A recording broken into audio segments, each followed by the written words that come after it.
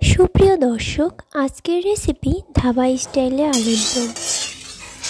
এটি রুটি, পরোটা, পোলাও কিংবা লুচি দিয়ে খেতে খুবই ভালো লাগে। চলুন তাহলে রেসিপিটি দেখা যাক। প্রথমে আমি কড়াইতে সরিষার তেল দিয়ে দিয়েছি। তেলটা আমি চারিপাশে ছড়িয়ে নিয়েছি।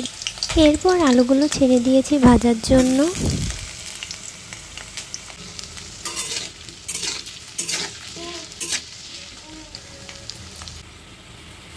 আলু ভাজা হয়ে গিয়েছে, এখন আমি আলুগুলো তুলে নিচ্ছি।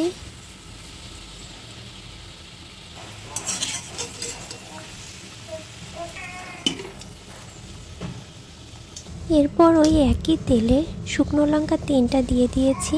এরপর হাফ চামচ মৌরি দিয়ে দিয়েছি, রসুন 6 কোয়া দেব, 3টা পেঁয়াজ টুকরো করে দিয়েছি, আদা 3 টুকরা দিয়েছি, টমেটো 2টা দিয়েছি কেটে ফালি করে, 1 মুঠ কাজু বাদাম দিয়েছি। কাজু বাদামটা অবশ্যই দেবেন, কারণ কাজু বাদামটা দিলে স্বাদটা একটা অন্যরকম চলে আসে,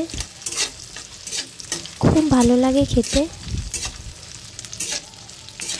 এই সব কিছু উপকরণ দিয়ে হালকা বাদামি করে ভেজে নেব।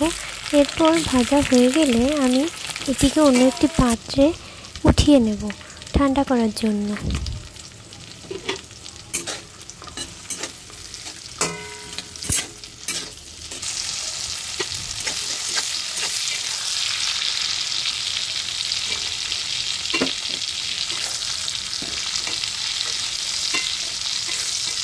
কড়াইয়ের উপকরণগুলো ভাজা হয়ে গিয়েছে, আমি উঠিয়ে নিয়েছি অন্য একটি পাত্রে একটু ঠান্ডা করার জন্য। এরপর কড়াইতে ওই একই তেলের মধ্যে আমি একটা তেজপাতা, হাফ চামচ জিরা, দারচিনি 2 টুকরা, 2টা লবঙ্গ, 3টা এলাচ, পেঁয়াজ কুচি হাফ কাপ দিয়ে দেব। এই উপকরণগুলো যখন দেব তখন গ্যাসের আঁচটা মৃদু আঁচে থাকতে হবে, একদমই মৃদু আঁচে, কেননা বেশি আঁচে থাকলে এগুলো পুড়ে যাবে। এর জন্য মৃদু আঁচে দিয়ে উপকরণগুলো দিয়ে দিয়েছি আমি। এগুলো কড়াইতে দিয়ে একটু নাড়াচাড়া করতে করতে এর মধ্যে আমি আগের উপকরণগুলো যেটা উঠিয়ে রেখেছিলাম হালকা ঠান্ডা করার জন্য, সেটা ব্লেন্ডারে দিয়ে পেস্ট করে নিয়েছি। দেখুন আমি এরপর পেস্ট করেছি।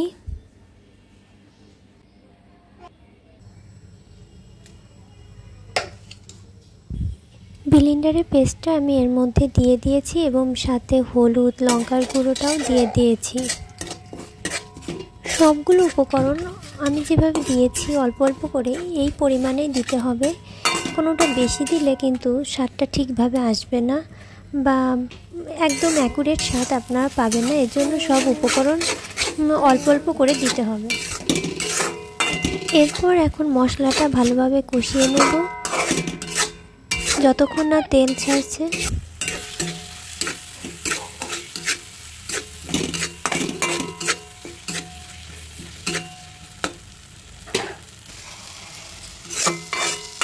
দেখুন মশলাটা থেকে তেল ছেড়ে দিয়েছে, মশলাটা কষানো হয়ে গিয়েছে। তাও আমি আরেকটু কষিয়ে এর মধ্যে ভেজে রাখা আলুগুলো দিয়ে দেব।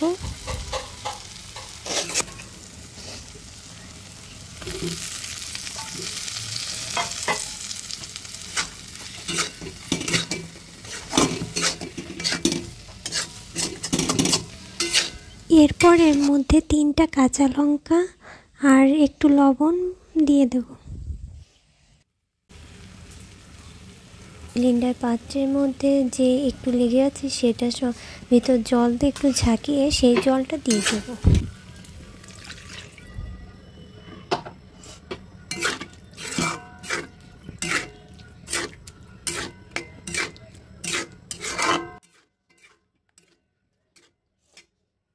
হাফ চামচ গরম মশলা দিয়েছি এর মধ্যে।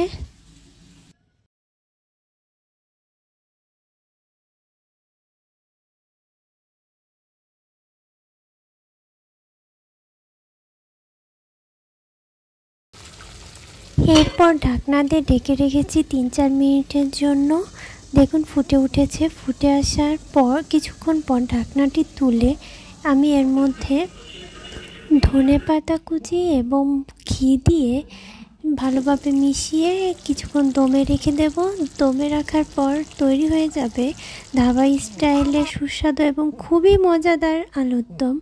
একবার আপনারা রেসিপিটি বানিয়ে দেখবেন, খেতে খুবই মজা হয়।